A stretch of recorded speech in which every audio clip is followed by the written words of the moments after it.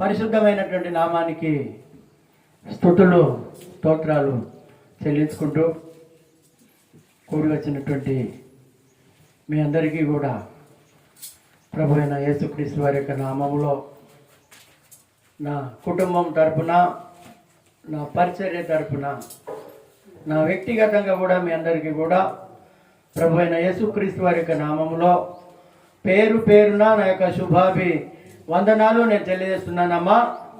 మీ అందరికీ మరొకసారి వందనాలు. అందరు బాగున్నారా? బాగున్నారా లేరా? బాగుంటే గట్టిగా చప్పట్లు కొట్టాలి. చప్పట్ల ద్వారా అయినా తెలియజేయాలి. మనం మౌనంగా ఉంటే కదా, మీకు చాలాసార్లు చెప్పాను.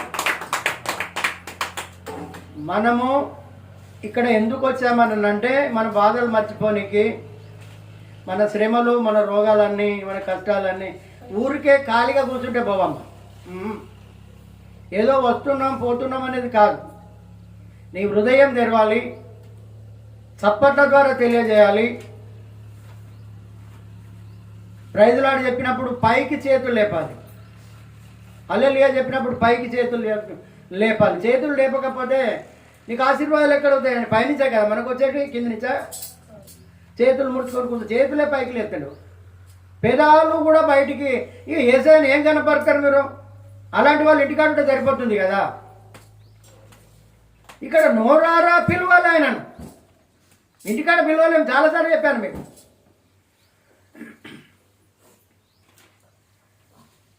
ఎప్పుడు కూడా దేవుని సన్నిధానం ఇది ఎవరిదో కాదు. ఆయన సన్నిధిలో సకల సంతోషం ఉంటుందట. గట్టిగా చప్పట్లు కొట్టండి. మీరేమో ఏదో పోగొట్టుకున్నట్టుగా, ఏదో మన కుంభలని మునిగిపోయినట్టుగా, ఏదో రాత్రి మన ఇంట్లో దొంగలు పడి దోసుకొని పోయినట్టుగా ఏంటి మొక్కలు? ఏ విధంగా ఉండాలి? పెళ్లి కుమార్తె ఎట్లుంటారమ్మా? మొఖాలని మార్చుకొని ఉంటారా? ముఖం మార్చుకుంటే వెళ్ళిపో అంటాడు. ఏదో కథ ఉన్నట్టుదని.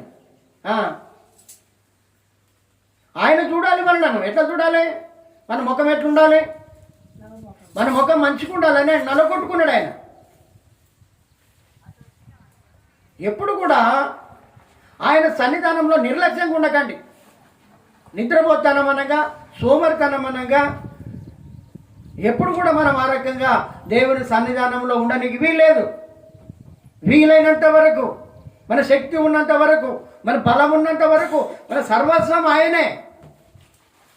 ఏమైనా దాచుకొని వెళ్దామా ఇక్కడ నుండి?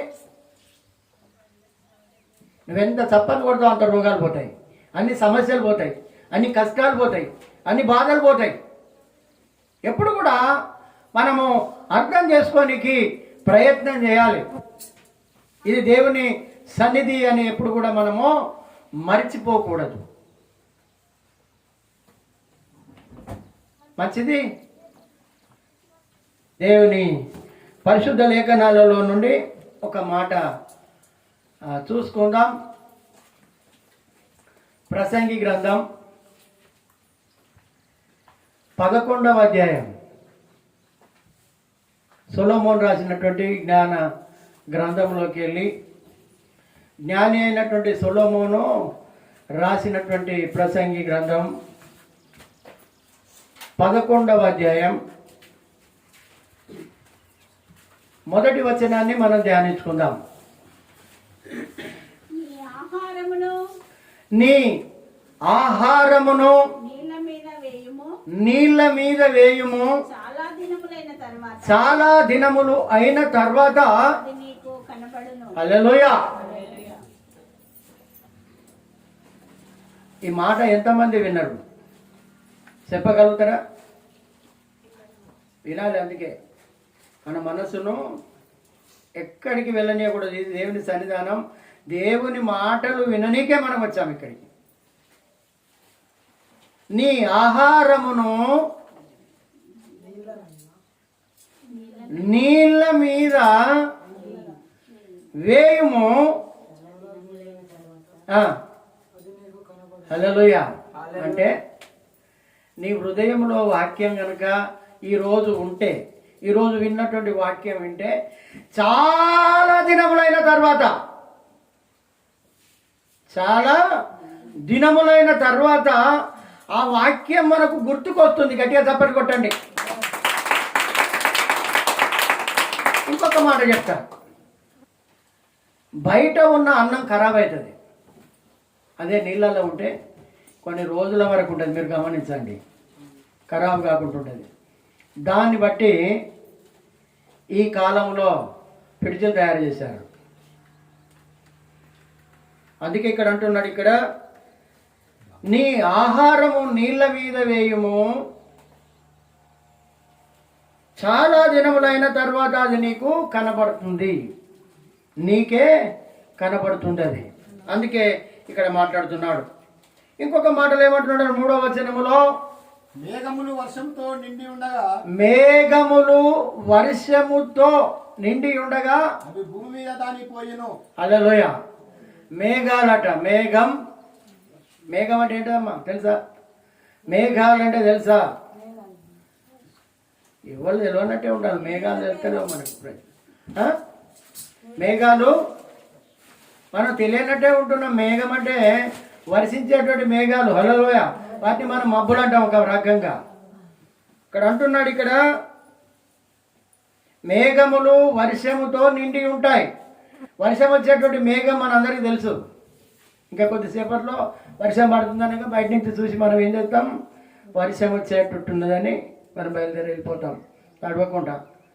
మేఘములట వర్షముతో నిండి ఉండగా అవి భూమి మీద దాన్ని పోస్తూ ఉంటుంది. హల్లెలూయా. భూమి మీద ఏం చేస్తుంది? అది భూమి మీద కుమ్మరిస్తుంది. కుమ్మరించడం, ఇంతకుముందు మనం భారీ వర్షాలు అనేది విన్నాం, కుండపోత వర్షాలు అని విన్నాం, అవునా? ఇప్పుడు అట క్లౌడ్ బరస్ట్ అట, వర్షాన్ని వల్ల మేఘమేమో కింద పడుతుంది అట. అది అర్థమైందా?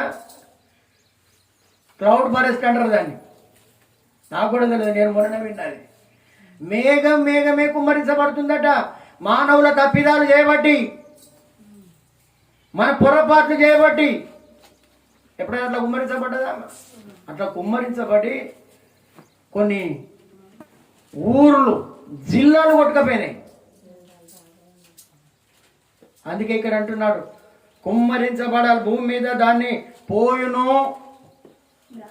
మ్రాను అంటే ఒక చెట్టు దక్షిణముగా పడిపోయినా, ఉత్తరముగా పడిపోయినా అది పడిన చోటనే ఉంటుంది. మనం అట్లుంటా నీకు వీలు కాదు, వీలు లేదు. మనం పడిన చోటనే ఉంటామా? మనం పడిన చోటనే లేవనెత్తే దేవుడు. గట్టిగా చప్పట్లు కొడదాం. మనము పడిన చోట లేవనెత్తాడైనా. మనకు అర్థం కాదు అది. మ్రాను కదా ఉన్నట్టుగా, ఓ మొద్దు కదా ఉన్నట్టుగా, ఓ శుద్ధ మొద్దు కదా ఉన్నట్టుగా, నాకు పాటలు రావన్నట్టుగా, నాకు వాక్యం రాదన్నట్టుగా, నాకు ఆరాధన రాదన్నట్టుగా, నాకు చప్పట్లు కొట్టరాదన్నట్టుగా మనం ఉండడానికి వీలేదు. మనం ఒక మ్రానులం కాదు, మనం ఒక చెట్లం కాదు.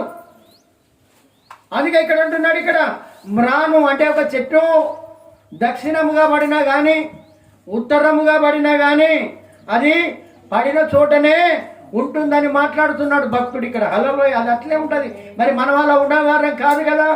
మనకేమిచ్చాడు ఆయన? జీవాన్నిచ్చాడు. నాసికా రంధ్రాలలో నుండి జీవాత్మను ఊదితే మనము జీవాత్మలమైన. గట్టిగా చప్పలు కొడదాం. మనకు జీవాన్ని ఇచ్చాడు ఆయన. అందుకే ఇక్కడ అంటున్నాడు, ఇక్కడ గాలిని గుర్తుపట్టువాడు విత్తడు. గాలి వస్తాంటే విత్తనాలు చల్లుతారా అమ్మా? ఏమైపోతుంది? కొట్టుకపోతాయి. గాలిని చూసినటువంటి వాడు విత్తనాలు విత్తనం, గాలి బాగొస్తుంది, కొద్దిసేపు ఆగుదాం, చెట్టు కింద కూర్చుందాం, నీడ కూర్చుందాం, లేకుంటే ఒక షెడ్డులో కూర్చుందాం అని అనుకుంటా ఉంటారు. చెప్తున్నాడు ఇక్కడ. ఇంకొక మాట ఏమంటున్నాడు అంటే, మేఘములను కనిపెట్టేటువంటి వాడు. హల్లెలూయా. వర్షం వచ్చేటట్టున్నదని కోత కోస్తారా అమ్మా? ఎందుకు కోయరు? కోస్తే ఏమవుతుంది? అది నీ పొరపాట కాదు. హల్లెలూయా. అందుకే ఎప్పుడైనా మేఘములను కనిపెట్టేటువంటి వాడు, మనం కనిపెట్టేటువంటి వాళ్ళముగా మనం ఉండాలి. కనిపెట్టకపోతే కష్టం, యాక్సిడెంట్లు జరుగుతాయి. కనిపెట్టకపోతే ఖరాబ్ అయిపోతాం. కనిపెట్టకపోతే మన పంట ఖరాబ్ అయినట్టుగా మన సంసారాలు కూడా ఖరాబ్ అయిపోతాయి. కనిపెట్టి ప్రార్థన చేయాలి. హల్లెలూయా. కనిపెట్టి ప్రార్థన చేయాలి. అందుకే అంటున్నారు, ప్రతి దానిని మనమే గుర్తెరగాలి, మనమే కనిపెట్టాలి. అందుకే ఇక్కడ అంటున్నాడు. ఇంకొక మాట ఏమంటున్నాడు అని అంటే, చూలాలి గర్భమందు ఎముకలు ఏ రీతిగా ఎదుగునవి నీకు తెలియదు. గాలి ఏ త్రోవను వచ్చునో నీవు ఎరుగవు. చాలు. ఏంటంట చూలాలు అంటే తెలుసా అమ్మ? చూలాలు అంటే గర్భవతి. చూలాలంటే నిండు చూలాలు అంటారు. అందుకే ఇక్కడ అంటున్నాడు, ఇక్కడ చూలాలి గర్భమందు. గర్భమందు చూడండి, ఎముకలు ఏ రీతిగా. ఎముకలు అంటే ఏంటి? బొక్కలు. ఎముకలు ఏ రీతిగా ఎరుగుతూ ఉంటాయి తెలుసా మీకు? ఎవరికన్నా ఎరిగే తెలుసా? అంత తెలితే ఇక్కడికి ఎందుకు వస్తాం మనం? హల్లెలూయా. చూలాలి గర్భంలో ఉన్నటువంటి ఎముకలు ఏ రకంగా ఎదుగుతున్నాయి అనేది నిన్ను సృష్టించిన సృష్టికర్తకు తెలుస్తుంది. చప్పట్లు కొడదాం. చూలాలి గర్భంలో ఉన్నటువంటి ఎముకలు. ఎగ్జాంపుల్ చెప్తా. ఇప్పుడు మన విజయకు ఉన్నది కదా, ఏది బోండాలు గిట్ట కాల్చేటప్పుడు లోపల కాలిందా కాలందా ఎట్లా తెలుసుకుంటుంది? ఇవి తెలుసుకోగలుగుతాం మనం, ఇంకా కొన్ని విషయాలు తెలుసుకోగలుగుతాం. కానీ చూలాలి గర్భములో ఉన్నటువంటి ఎముకలను ఈ రోజులలో స్కానింగ్లు వచ్చాయి, ఈ రోజులలో ఎక్స్రేలు వచ్చాయి, ఈ రోజులలో అవి వచ్చాయి. అవి కూడా సరి అయిన విధంగా చూపిస్తలేవు. ఇంతమంది సైంటిస్టులు ఉన్నారు, ఇంతమంది డాక్టర్లు ఉన్నారు. వాళ్ళకి ఈ డేట్ అని పెడతారు, ఆ డేట్కి అవుతుందా అమ్మ? ఎందుకట్లా? వాళ్ళు డాక్టర్లు కదా, బాగా చదివారు కదా, డబ్బు పోయి చదువుకున్నారు కదా, మరి వారికి ఏం తెలియదు? చూడాలి. చూడండి, చాలా జాగ్రత్తగా వినాలి. అంటే నిన్ను నన్ను ఏ రకంగా పరిశీలన చేసి కాపాడుతున్నాడో ఆయన మనకు అర్థం కావట్లా. మనకు అర్థం కావట్లేదు. చూడాలి గర్భంలో ఉన్నటువంటి ఎముకలు ఏ రకంగా. ఒకసారి 139వ కీర్తనలో ఒక మాట తీసుకుందాం. 139వ కీర్తనలో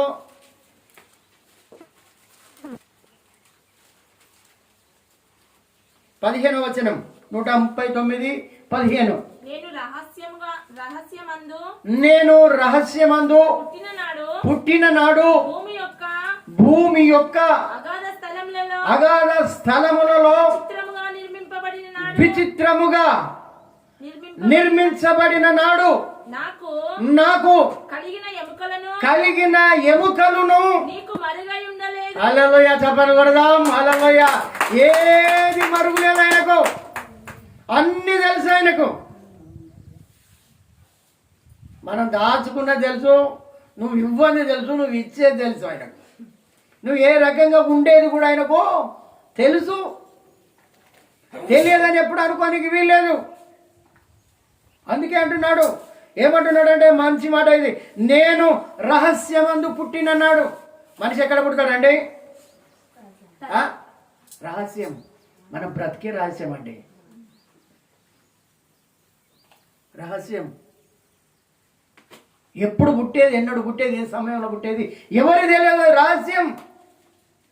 వాన వచ్చేది, పానం పోయేది తెలియని రీతిగా మనం ఎప్పుడు పుట్టేది కూడా ఎవరికి తెలియదు. అందుకే అంటున్నాడు, రహస్యమందు పుట్టిన నాడు భూమి యొక్క అగాధ స్థలం. భూమి యొక్క అగాధ స్థలం. అగాధ స్థలం అంటే భూమి అంటే తల్లి గర్భం. అగాధ స్థలం అంటే లోపల ఉన్నటువంటి అవయవాలు. అది ఎవరికి కనపడవు, అది ఒక అగాధం. చూడండి, ఒక ఉప్పెన వచ్చినప్పుడు, తుఫాన్ వచ్చినప్పుడు వాళ్ళందరూ ఎక్కడ చిక్కుకున్నారంటారు? అగాధములో చిక్కుకున్నారంటారు. యోనా కూడా ఎక్కడ? చాప కడుపులో, గర్భంలో ఉండి కూడా ఆయన అనుకుంటున్నాడు, నేను నీళ్ళలో నాచులో ఉన్నానని అనుకుంటున్నాడు. మనకు అంతవరకే తెలుసు. ఆయన చాప గర్భంలోనికి, చాప కడుపులోనికి పోయిన సంగతి యోనాకు కూడా తెలియదు. అది దేవుడికే తెలుసు. ఆ మత్స్యానికి, ఆ చాపకు మాత్రమే తెలుసు. హల్లెలూయా. మీకు ఏం తెలుసు? మాకు అంత తెలుసు అంటారు కొంతమంది. ఏం తెలుస్తుంది నీకు? దేవుని విధులు నువ్వు గుర్తుపట్టగలవా? అందుకే ఇక్కడ అంటున్నాడు, ఇక్కడ భూమి యొక్క అగాధ స్థలములలో విచిత్రం. మన బ్రతికి అంటట విచిత్రం. హల్లెలూయా. చిత్రాల వాడే మన యేసయ్య, చాలా చిత్రాల వాడే. హల్లెలూయా. అరే విచిత్రం. నాకు ముక్కున్నది, మరి నాలాగున్నావా? నాకు నోరున్నది, నీకు నోరున్నది, మరి అందరిలాగా ఎందుకు లేం మనం? చెప్పండి. విచిత్రం కాకుండా ఏంటిదండి ఇది? విచిత్రం కాకుండా ఏంటండి? కాదా? పుట్టంగానే ఉదాహరణ అమ్మ లెక్కన్నాడా, ఏ లెక్కన్నాడా, తాత లెక్కన్నాడా, నాన్నమ్మ లెక్కనున్నాడా? అంతవరకు ఎక్కడున్నావు మరి? అక్కడెక్కడ చూసినావు మరి? తెలుసా? స్కానింగ్లు తీసుకొని ముద్దాడిన వాళ్ళు ఉన్నారు ఎవరన్నా? ఎందుకు ముద్దాడరు? ఆకారం తెలియదు. హల్లెలూయా. ఆకారం తెలియదు మనకు. మనకేం తెలుసు? ఆయన అంటున్నాడు ఇక్కడ, భూమి యొక్క అగాధ స్థలములలో మనలను విచిత్రంగా, చిత్రాల వాడు మన దేవుడు. చిత్రాలు. నాకు చరిత్ర ఉంటుంది, నీకో చరిత్ర ఉంటుంది. హల్లెలూయా. నా కష్టం ఉంటుంది, నీకు కష్టం ఉంటుంది. వేరు వేరు కష్టాలు. చూడండి, మరి కష్టం లేని మానవుడు లేడు, శ్రమలు లేని మానవుడు లేడు. ఎవరన్నా నాకు ఏ కష్టం లేదు, నాకు ఏ రోగం లేదు, నాకు ఏ బాధ లేదంటే ఉన్నారు ఎవరన్నా? ఎందుకు మరి? నాకున్నది నీకున్నదా? ఆయనకున్నది ఈమెకున్నదా? ఈమెకున్నది ఆయనకున్నదా? ఎందుకు లేదు మరి? ఆయన చిత్ర విచిత్రాలు చెప్తాడు. చప్పట్లు కొట్టండి. హల్లెలూయా. చిత్ర విచిత్రాలు మనకు అర్థం కాదు, మనిషికి అర్థం కాదు. అట్లా అర్థమైతే మనిషి ఎప్పుడో దేవుడు అయిపోతుండే, ఎన్నడో దేవుడు అయ్యేటువంటి వాడు. అందుకే ఇక్కడ అంటున్నాడు, ఇక్కడ విచిత్రముగా నిర్మింపబడిన నాడు. హల్లెలూయా. నిర్మాణం ఏంటట? మానవ నిర్మాణం. విన్నారా ఎక్కడన్నా? గృహ నిర్మాణం అంటారు, అపార్ట్మెంట్ నిర్మాణం అంటారు, ఇంటి నిర్మాణం అంటారు. అంతేనా? మరి మానవ నిర్మాణం. హల్లెలూయా. ఏంటట మానవుని నిర్మాణం? ఎట్లా జరిగింది మానవుని నిర్మాణం? ఎవరు చేశారు? ఎవరు చేసిరి? ఇది ఎలా కలిగాను? హల్లెలూయా. ఎవరు చేశారు మరి ఇంత విచిత్రం? నిర్మాణకుడు ఆయన. హల్లెలూయా. మన నిర్మాణకుడు ఆయన. నువ్వు ఇట్లా ఉండాలి, నీ స్థితిగతులు ఇంతే అంటే మనం ఏంటాం? దేవుడు ఇట్లా అన్యాయం చేస్తాడని నాకంటాం. మనం అనుభవిస్తాం కనుకనే మనకిస్తాడు. హల్లెలూయా అని అంటున్నాడు ఇక్కడ. నిర్మాణం. అందుకే ఇర్మియా గ్రంథకర్త రాస్తున్నాడు ఒక మాట చూడండి. 1వ అధ్యాయం 6వ వచనంలో ఇర్మియా మాట్లాడుతున్నాడు ఒక మాట. 4-5 వచనాలు కలిపి చదువుదాం. గర్భములో నేను నిన్ను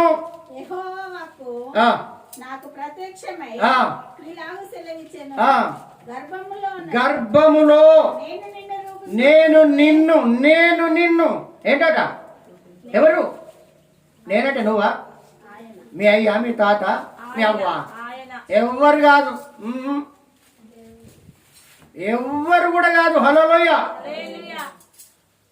ఎవ్వరు కూడా కోటి శుక్ల కణాలలో 99,09,999 99 శుక్నకళలను ఆయన చంపేసి నువ్వు కావాలని నిన్ను ఏరుకున్నాడు, ఒక్కదాన్ని ఏరుకున్నాడు ఆయన. చప్పట్లు కొడదాం. నువ్వు నాకు కావాలి, నువ్వు నాకు కావాలని అంటే నువ్వు ఇక్కడికి వచ్చి చప్పట్లే కొడతలేవు, స్తుతిస్తలేవు, ఆరాధిస్తలేవు, గణపడతలేవు, గంతులు వేస్తలేవు. ఎందుకు?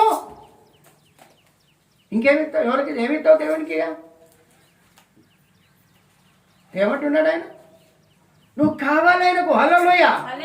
ఆయన కావలసిన వాళ్ళమే వచ్చామండి ఇక్కడికి. వద్దనుకున్న వాళ్ళు అవసరం లేదు ఆయనకు. ఎందుకు? నిక్కమైన మంచి నీళ్ళ ఒక్కటి చాలు, తలుకు బెలుగురాలు తట్టడేలా. అవసరం లేదు. అందుకే అంటున్నాడు, ఇర్మియా గ్రంథంతో మాట్లాడుతున్నాడు, గర్భంలో నేను నిన్ను నేను దేవుడు అని అంటున్నాడు ఆయన. హల్లెలూయా.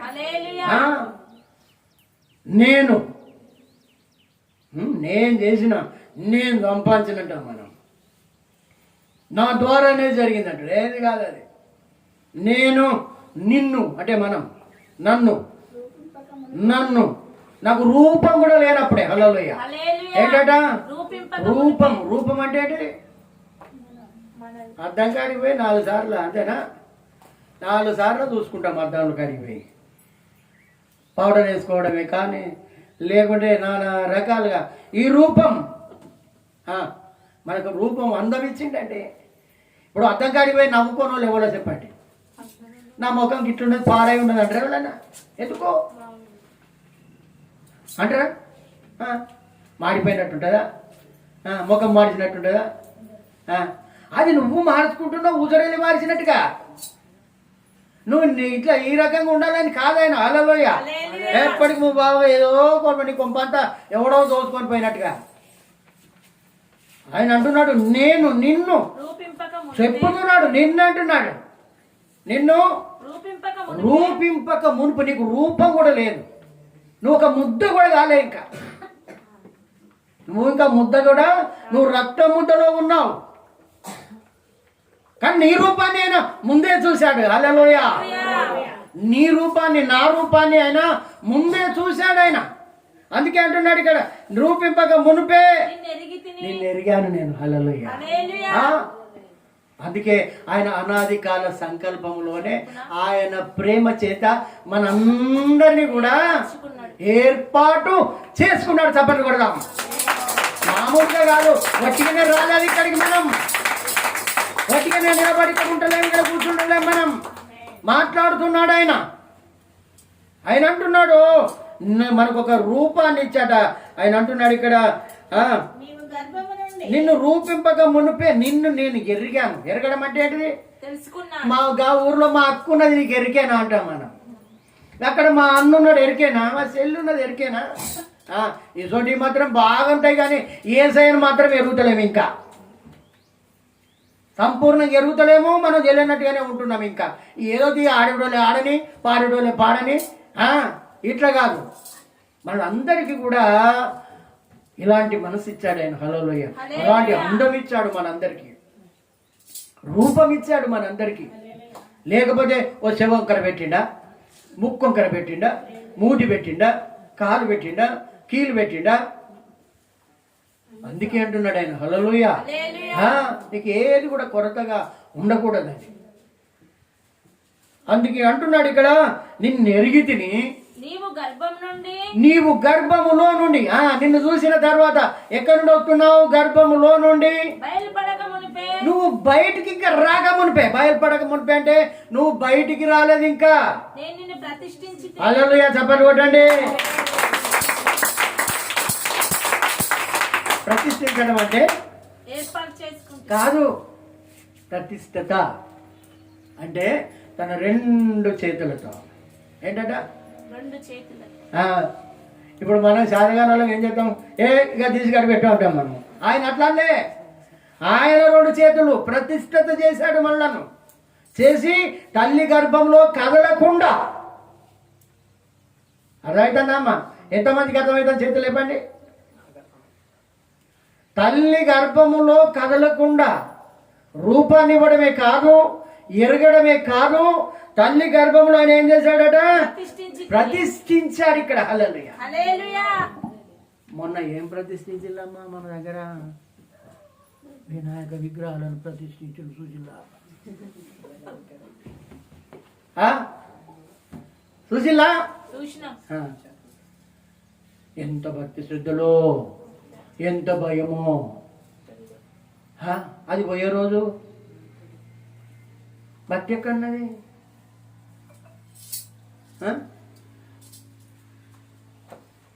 దాని మీద ఇప్పుడు కేసులు నడుతాను, కాళ్ళతో దాన్ని అన్ని రికార్డింగ్ చేసేళ్ళు. ఇప్పుడు దాని మీద ఒకటి నిలబడ్డాడు, ఒకడు తొండం పట్టుకున్నాడు, ఒకడు తోక పట్టుకున్నాడు, ఇట్లా ఈ రకంగా. కానీ అట్లా కాదు కదా నేను చేసింది. మళ్ళీ నన్ను హలోయ నువ్వు ఇక బయటికి రాక మునిపే ఫస్ట్ చూశాడు, మనల్ని ఎరిగాడు, తన చేతులతో ఆయన ప్రతిష్ఠించాడు. హలోయ జనములకు నిన్ను ఏ రకంగా పరిచయం చేశాడు. పరిచయం, ప్రవక్త అంటే మళ్ళీ తప్పు అవుతుంది మనది. హలోయ పరిచయం చేశాడు. ప్రవక్త అంటే అందరూ నిలబడి చెప్పాలి మరి వాక్యం చెప్పాలి, దేవుడి సువార్తను ఇతరులు ప్రకటించాలి, ఇంట్లో కూర్చొని కాదు. ప్రవక్త అంటే ఏంటండి? నేను సేవకుడు అంటే అయిపోతుందా? నాకు పాటలు వస్తాయంటే అయిపోతుందా? లేదు, ఇంట్లోనే కూడా నీకు వీల్లేదు. హలోయ ఆయనను ప్రకటించనీకే మనము ఇక్కడి వరకు వచ్చాము. ప్రకటింతును నీ సువార్తను సకల జనులకు దానముతో సత్యవాక్యము గావించును సమయమునందు అసమయమునందు ప్రకటింతును నీ సువార్తను సకల జనులకు సహనముతో. హల్లెలూయా. నీ భాషలే చెప్పు, బైబిల్ పట్టుకోకపోయి చెప్పాలి పని లేదు. అందుకే ఉన్నాడు ఇక్కడ, నిన్ను ఏర్పాటు చేసుకుంటూ ఇతరులకు పరిచయం చేశాడు, నిన్ను చూపిస్తున్నాడు. నువ్వు బైబిల్ పట్టుకొని వస్తాడు, ఎంతో మంది చూస్తున్నారు, వాళ్ళకు చూడు ఇటు చూడమని చూపిస్తున్నాడు. నిన్ను పరిచయం చేస్తున్నాడు ఆయన, వాళ్ళు చూడకుండా. మనకు అర్థం చేసుకుంటున్నామా దాన్ని? లేదు, ఏదో అందరిలాగా వచ్చాము, అందరిలాగా పోతున్నాము అన్నట్టు కాదు మనది. అట్లాగా మనకు ఒక ప్రణాళిక ఉన్నది మనపై, మన జీవితాల మీద. అందుకే అంటున్నాడు, చూలాలి గర్భములో ఉన్నటువంటి ఆ యొక్క ఎముకలు ఏ రకంగా ఎదుగుతున్నాయో నువ్వు ఎరుగవు, నీకు తెలియదు.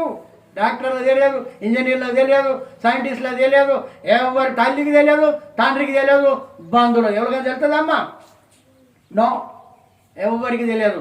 ఒకసారి యోబు గ్రంథంలో 10వ అధ్యాయం తీయండి. ఒకసారి యోబు గ్రంథం 10వ అధ్యాయం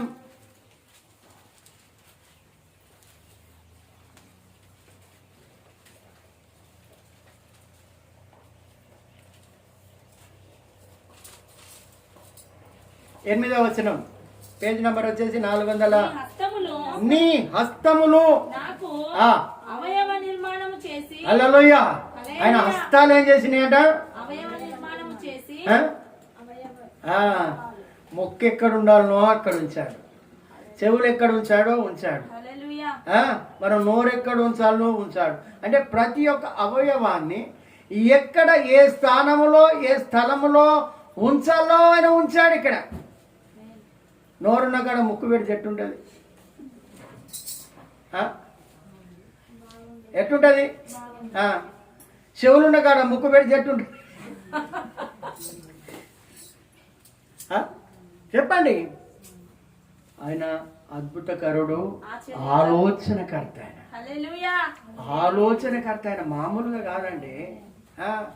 ఈరోజు మంచిగా 3 పూటలు తింటున్నామంటే ఆయన కృప. ఇది కాదు, ఇంకా మనలో ఎంత కష్టపడి నువ్వు ఈ స్థానంలో ఉండాలి. మనకు గొప్ప స్థానం ఉన్నదండి, మీకు అర్థమైతలేదు. మనకు మనమే దరిద్రాన్ని శాపం కొని తెచ్చుకుంటున్నాం మనం. నువ్వు సరిగా ఆరాధించలేక, ప్రార్థన చేయలేక, ఆయన చెప్పిన పనులు చేయలేక, ఇవన్నీ కూడా అంతా చేసుకొని దరిద్రాన్ని అంతా పెట్టుకో. చిన్నపిల్లలు కదా బురదలు దొరికి విరిగినట్టు ఎరుగుతున్నాం మనం. అంతే. ఎంత తల్లిదండ్రులు చెప్తుంది, తండ్రి చెప్తాడు, మళ్ళీ ఎక్కడికి పోతారు వాళ్ళు? మళ్ళా బురదలకే పోయినట్టుగా మన పరిస్థితి కూడా అట్లే ఉండి, దేవుడు నాకు ఇట్లా చేస్తాడు, మళ్ళీ దేవుడి మీద ఒక నింద. అది కాదు, ఆయన అంటున్నాడు, భక్తుడు అంటున్నాడు, నీ హస్తములు, నీ చేతులేనయ్యా, నీ చేతులే నాకు నాకు అవయములు నిర్మాణం చేశావు. హల్లెలూయా. హల్లెలూయా. అంతరింద్రియాలు కూడా మన శరీరంలో గుండె, ఊపిరితిత్తులు, అర్థమవుతుందా? ప్రతి ఒక్క అవయవాలన్నీ కూడా ఏ అవయవం ఎక్కడ ఉండాలో ఆ అవయవాలన్నీ అక్కడ పొందుపరిచాడు ఆయన. ఆమేన్. అవి ఏ రకంగా ఎదగాలో, ఏ రకంగా మనిషికి అవసరం ఉన్నదో అవన్నీ కూడా ఏర్పాటు చేశాడు ఆయన. హల్లెలూయా. మనకు అర్థం కావడం లేదు ఇక్కడ. అందుకే నాకు అవయవ నిర్మాణం నువ్వు చేశావయ్యా, నువ్వు చేశావు అని అంటున్నాడు. ఇంకొక మాట కింది వచనంలో చూసుకుందాం. 9వ వచనం చూడండి. జిగట మన్నుగా ఉన్న నన్ను. ఏంటంటే నిర్మించితివి. మనం ఎట్లున్నమాట? జిగట మట్టితో ఆ? ఆ. ఏ రకంగా ఉన్నాం మనం? జిగట మన్ను. జిగట మన్ను. మన్ను. హల్లెలూయా. జిగట మన్ను అంటే తెలుసా? తెలుసా ఎవరికన్నా? తెలుసు. జిగట మన్ను అంటే రాగడి. రాగడి ఎట్లుంటుందమ్మా? ఒక్క నెల సుక్క పడితే ఆ. అంతేనా కాదు? జిగట మన్నుగా ఉన్న నీవు ఆ?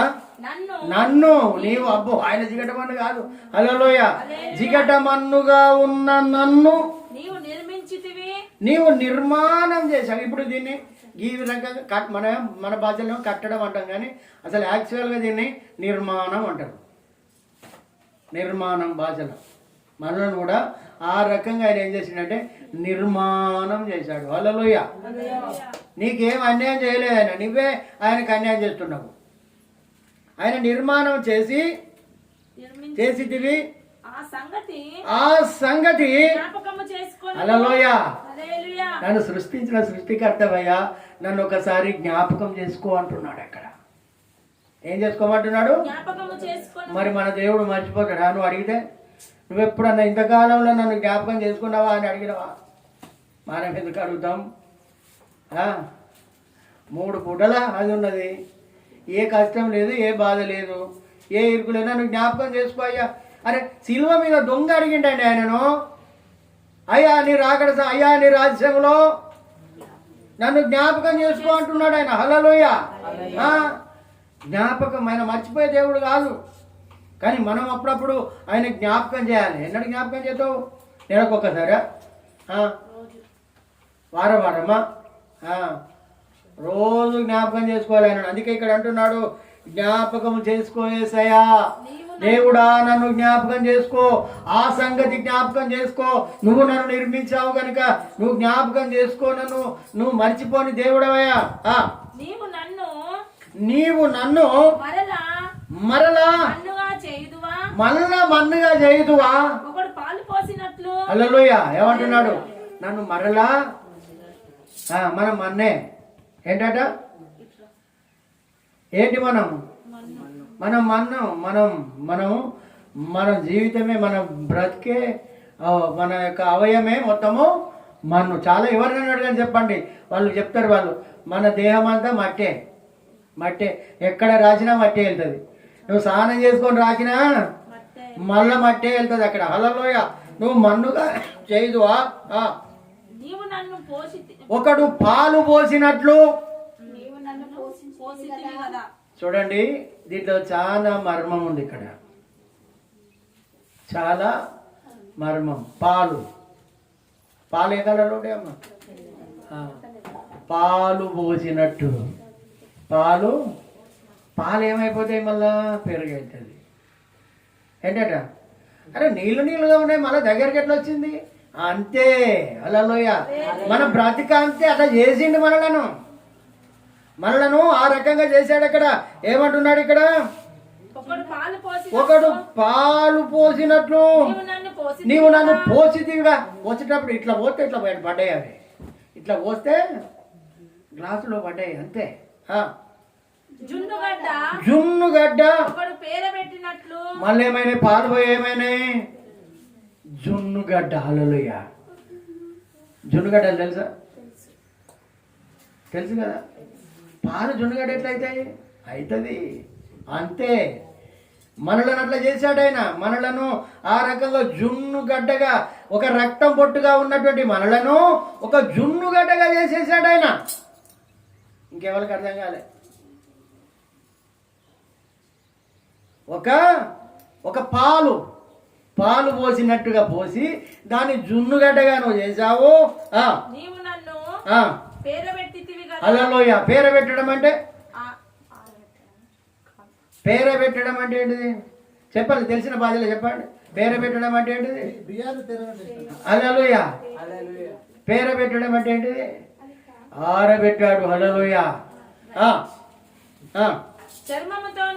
చర్మం మళ్ళీ ఏమొచ్చింది? ఇది మీకు అర్థమైతలేదు. ఇది మన జీవితం, తల్లి గర్భంలో మన రూపం ఎట్లా ఏర్పడుతుందో చెప్తున్నాడు ఇక్కడ. ఇదంతా గ్రహించండి, జ్ఞాన మనసుతో ఆలోచించండి. దీన్ని పాలు అంటున్నాడు, జున్నుగడ్డ అంటున్నాడు, తర్వాత ఏమంటున్నాడు? చర్మం. చర్మం నీ అయ్యి ఇచ్చిండా? వాడు తోలు తీస్తానంటే వాడు కోపం వస్తుంది. ఎంత కోపం అంటే అంత కోపం వస్తుంది. చర్మం మాంసముతోను చర్మంతోను నీవు కప్పావు. హల్లెలూయా. ఏం చేసిండట? మాంసంతోను నువ్వు కప్పాడు ఆయన. చర్మము మాంసంతో ఆయన కప్పి వేశాడు. ఏంటి? లోపలన్నీ అవయవాలన్నీ పెట్టేసి అవన్నీ చేసి కప్పేశాడా? ఎముకలతోను నరములతోను నన్ను సంధించితివి. ఎముకలతోను నరములతోను సంధించాడు. అలా మనకు నరాలు ఇచ్చినవాడు ఆయనే, ఎముకలు ఇచ్చినవాడు ఆయనే, చర్మం ఎగరవాడు, తోలు ఇచ్చినవాడు ఆయనే, పేరబెట్టినట్టు మాంసాన్ని ఇచ్చినవాడు ఆయనే. అందుకే ఇక్కడ అంటున్నాడు, ఇక్కడ జీవమును అనుగ్రహించి నా ఎడల హల్లెలూయా చెప్పలు కొట్టాడుగా. జీవము అనుగ్రహించాడు, జీవాన్ని ఇచ్చాడు. ఏమిచ్చాడట? జీవి పోయిందా అని అడుగుతారు. ఏమడుగుతారమ్మా? జీవి పోయిందా? పాపం.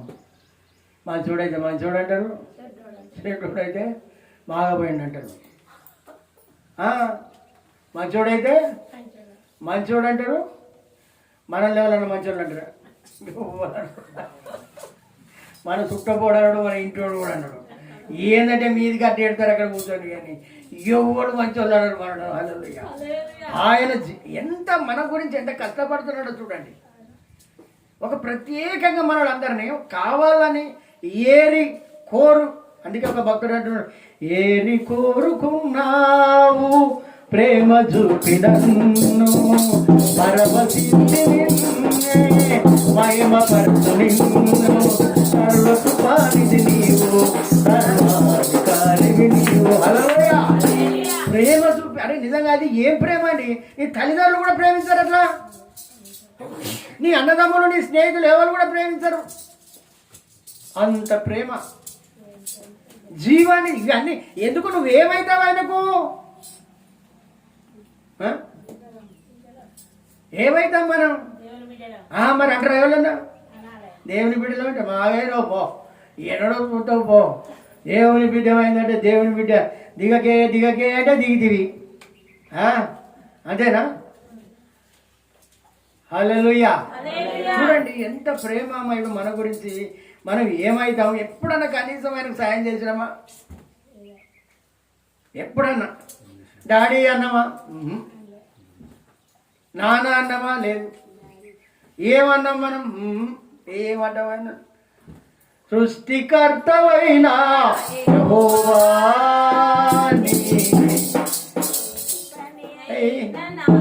ఏది పనైనా నాపై, సృష్టికర్తవైన యెహోవా ఏది పని అయినా నాపై, ఎందుకింత ప్రేమ? హల్లెలూయా. ఎందుకింత మన మీద ప్రేమ? మనం ఏమవుతామని. కానీ మనం హృదయాన్ని చూస్తాడు ఆయన. హల్లెలూయా. నువ్వు ఏ రకంగా నువ్వు ఆయన ప్రేమిస్తున్నావు, ఏ రకంగా ఆయన స్తుతిస్తున్నావు, ఏ రకంగా ఆయన కనపడుతున్నావు, ఏ రకంగా నువ్వు మహిమపడుతున్నావు, ఇది చూస్తాడు ఆయన. అంత దాచుకోమని అంటలేడు ఆయన. లేకుంటే ఈ సపోర్ట్ కొట్టమంటే సపోర్ట్ కొట్టు. ఏమి ఇస్తావు ఆయనకు? ఎక్కడిస్తాను? హృదయం ఇస్తానవా? ఏడిస్తాను? సగం సగం. చేతులన్నీ పోతాయి సపోర్ట్ కొడితే, నోరంతా పోతా దొరుకుతా అంటే. కంఠస్వరం ఏంటట? కడప గుమ్మములు ఏంటంటే గడగడ గడగడ గడ వణుకుతున్నాయట. వాళ్ళు ఆరాధిస్తే అప్పుడు కదులున్నాయట. నోటికెళ్ళి మాట నాకే వినబడతలేదు నీ మాట. ఆయనకేం వినబడుతుంది? ఇక పాట పాడబెట్టి నువ్వే పాడు, ప్రార్థన ఏంటంటే నువ్వే చేయి.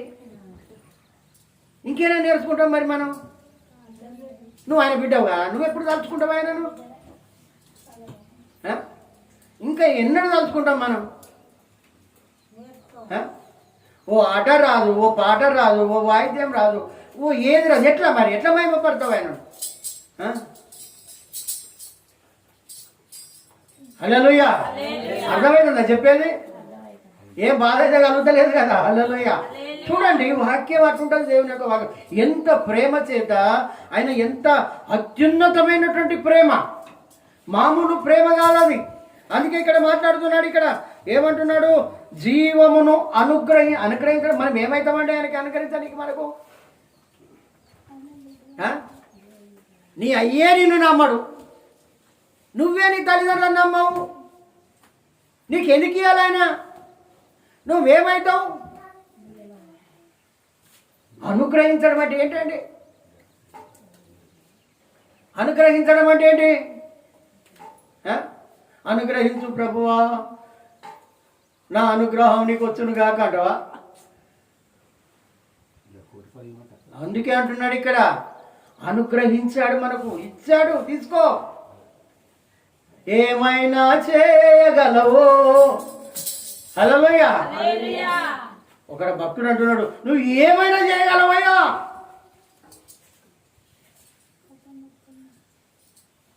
ఘనపరుచువాడవు. హల్లెలూయా. స్థిరపరుచువాడవు.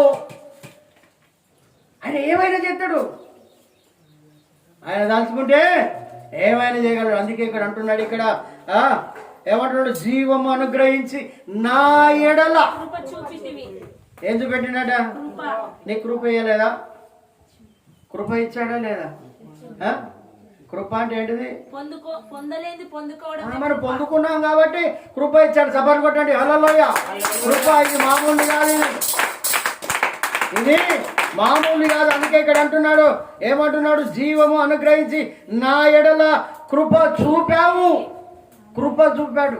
అవును, మరి కృప చూపకపోతే నేను ఎక్కడో ఆగాధంలో చచ్చిపోయేటువంటి వాడిని. నేను ఎప్పుడు 20 ఏళ్ళ కింద మనిషి అయిపోయేది, మన అయిపోయేది, నన్ను మరిచేపోదు. ఆయన కృప నా ఎడల నీకున్న తలంపులన్నీ ఎంతో ఎంతో విస్తారమైనవి. నా యేసయ్యా ఎంతో ఎంతో విస్తారమైనవి. అవి రమ్యమైనవి, అమూల్యమైనవి. రమ్యమైనవి, అమూల్యమైనవి.